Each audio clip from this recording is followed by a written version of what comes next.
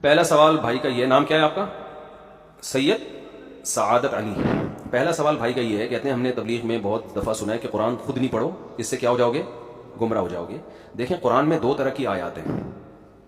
ایک آیتیں وہ ہیں جن کا تعلق ہے نصیحت سے، واعظ و نصیحت، جن میں واقعات ہیں موسیٰ علیہ السلام کا واقعہ، ہارون علیہ السلام کا اور ابراہیم علیہ السلام کا، پھر آخرت کی ہولناکیاں، ٹھیک ہے نا۔ یہ جو قرآن کا موضوع ہے نا، اس کے بارے میں قرآن کہتا ہے وَلَقَدْ يَسَّرْنَا الْقُرْآنَ لِلذِّكْرِ فَهَلْ مِن مُدَّكِرٍ، ہم نے قرآن کو نصیحت کے لیے بہت آسان کر دیا ہے، کوئی ہے نصیحت حاصل کرنے والا؟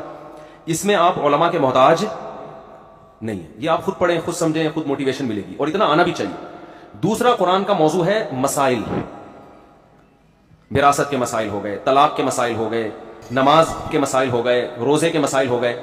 یہ وہ قرآن کا چیپٹر ہے جس میں آپ علماء کی مدد کے بغیر واقعی نہیں سمجھ سکتے، اور گمراہ لوگ اس میں آپ کو گمراہی میں ڈال سکتے ہیں آیتوں کا غلط مفہوم پیش کر کے۔ اور اس کے بارے میں بھی قرآن کی آیت ہے